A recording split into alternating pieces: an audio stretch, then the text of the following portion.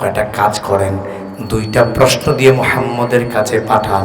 যদি 2টা প্রশ্নের উত্তর মুহাম্মদ দিতে পারে তাইলে মুহাম্মদ নবী, অন্যথায় মুহাম্মদকে নবী মানা যাবে না। প্রশ্ন 2টা কি? এবার তারা প্রথম প্রশ্ন করলেন, আনতা মুহাম্মদ, মুহাম্মদ তোমার পরিচয় কি?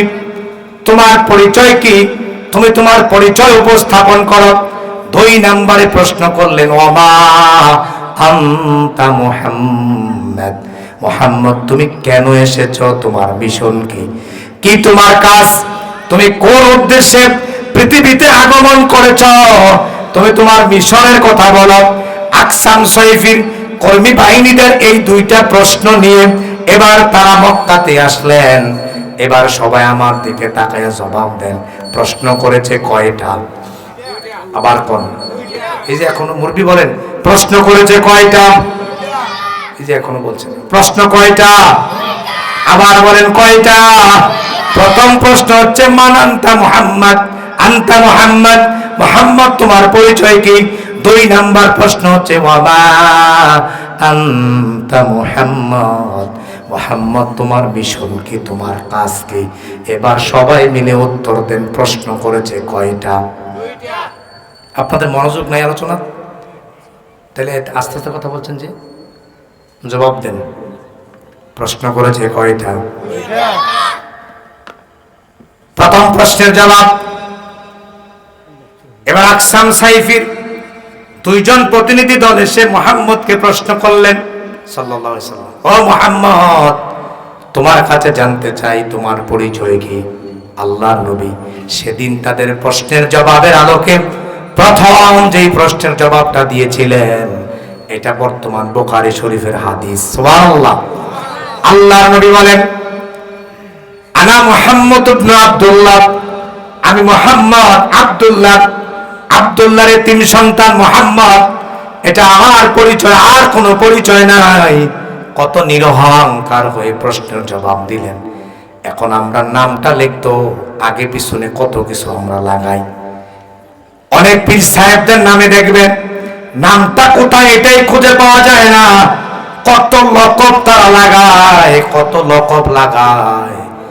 আর কুল কায়নাতের নবী সরকারে দো আলম নবীজি আমার কি চমৎকার করে উপস্থাপন করলেন, আনা মুহাম্মদ ইবনে আব্দুল্লাহ, আমি মুহাম্মদ আব্দুল্লাহর 3 সন্তান, আমার আর কোনো পরিচয় নাই। 2 নম্বরে তিনি বললেন, আতানিয়াল কিতাবা ওয়ান নবুয়া, আমার কাছে কিতাব এসেছে, নবুয়ত এসেছে, আমি নবুয়ত প্রাপ্ত নবী। সুবহানাল্লাহ। আনা সাইয়্যিদুল আম্বিয়া, পৃথিবীতে যত নবী এসেছে, যত নবী এসেছিল সব নবীদের সরদার আমি মুহাম্মদ। আল্লাহু আকবার। আপনার নবী সব নবীদের সরদার। আনা সাইয়্যিদুল আম্বিয়া।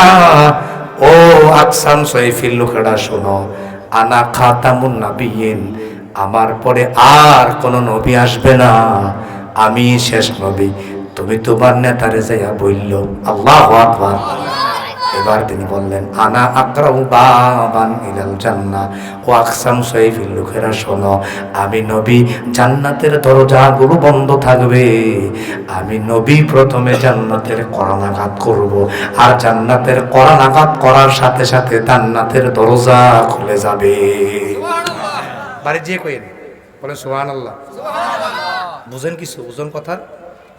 আনা আকরাউ বাবান ইলাল জান্নাহ, আমি নবী প্রথমে জান্নাতের করানাঘাত করব, জান্নাতের দরজা খুলে যাবে, জান্নাতের দরজা খুলে যাওয়ার সাথে সাথে আমি নবী প্রথমে জান্নাতে প্রবেশ করব।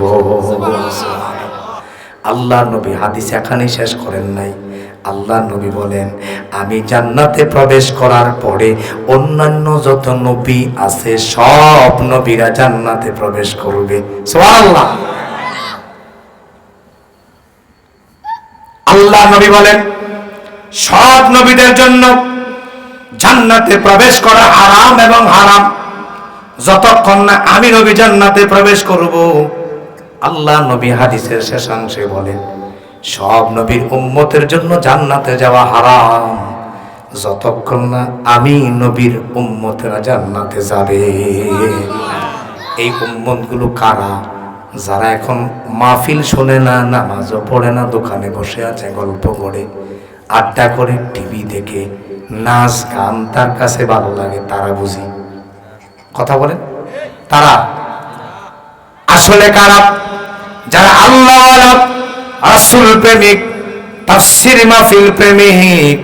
আল্লাহ নবী বলেন আমার ওই সমস্ত উম্মতেরা সব নবীদের উম্মতের আগে জান্নাতে যাবে, তারপরে অন্যান্য উম্মতেরা জান্নাতে যাবে।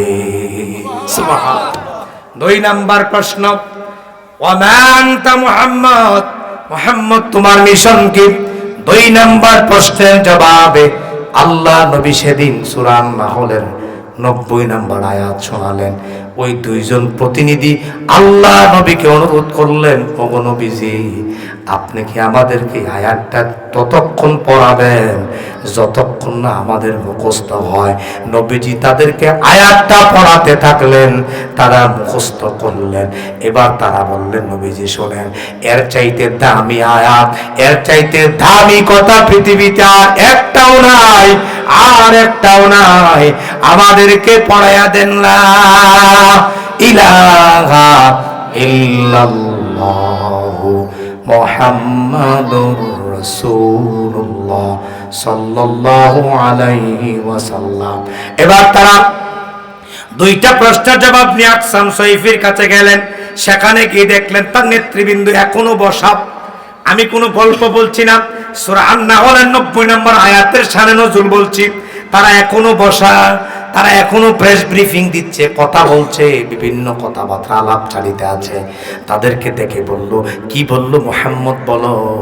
এবার আকসাম সাইফি যখন প্রশ্ন করলেন, 2 জন প্রতিনিধির একজন উত্তর দিলেন। শোনেন আকসাম সাইফি বলেছেন প্রথম প্রশ্নের জবাব, তিনি বলেছেন আনা মুহাম্মদ ইবনে আব্দুল্লাহ আতানিয়াল কিতাব ওয়ান নবুওয়া আনা সাইয়্যিদুল আম্বিয়া আনা খাতামুন নাবিয়্যিন আনা আকরাউ বাবান মিনাল জান্নাহ। নবীজি এই হাদিসটা বলেছেন। আর 2 নম্বর প্রশ্নের উত্তরে এই আয়াতটা বলেছেন। তারা আয়াতটা পাঠ করে শোনালো। আকসাম সাইফি একটা চিৎকার দিলেন, চিৎকার দিয়ে বললেন, ও আমার কর্মী ভাইরা শোনো, পৃথিবীতে এর চাইতে দামি কোনো কথা হতে পারে না, সুতরাং কালেমা পড়ে মুসলমান হয়ে যাও। আকসাম সাইফি সহ তার কর্মী বাহিনী সহ সেদিন অনেকেই কালেমা পড়ে মুসলমান হয়ে গেলেন। তারা পড়ে নিলেন লা ইলাহা ইল্লাল্লাহু মুহাম্মাদুর রাসূলুল্লাহ সাল্লাল্লাহু আলাইহি ওয়াসাল্লাম। এবার আকসাম সাইফি বললেন, কুনু রাজা ওয়ালা তাকুনু আদনাবা। ও আমার কর্মী বাহিনীরা, মাথা হও, লেজ হইও না, অর্থাৎ আগে আগে কালেমা পড়ো, আগে আগে জান্নাতি হইয়া যাও। সুবহানাল্লাহ। এবার বলেন তো দেখি আয়াতের দাম কি কম না বেশি? এবার আসুন আমরা আয়াতের ব্যাখ্যা শুনি। যারা এখনো আসেন নাই দ্রুত চলে আসুন। আল্লাহ রাব্বুল আলামিন বলেন, ইন্নাল্লাহা ইয়ামুরু বিল আদলি ওয়াল ইহসান ওয়া ইতাই যিল কুরবা ওয়া ইয়ানহা আনিল ফাহশাই ওয়াল মুনকারি ওয়াল বাগি। আল্লাহ রাব্বুল আলামিন বলেন, ইন্নাল্লাহা ইয়ামুরু বিল আদল, আমি তোমাদেরকে আদেশ দিচ্ছি। সবাই মিলে একটা উত্তর দেন, একমাত্র কার আদেশ? 16 আনা মেনে চলতে হবে। আবার বলেন কার? আল্লাহর আদেশ ছাড়া কারোর আদেশ আপনি 16 আনা মেনে চলার কোনো প্রয়োজন নাই। আর আল্লাহ যা আদেশ করে, নবী যা আদেশ করে, 16 আনা পুঙ্খানো আদায় করাই লাগবে। আল্লাহ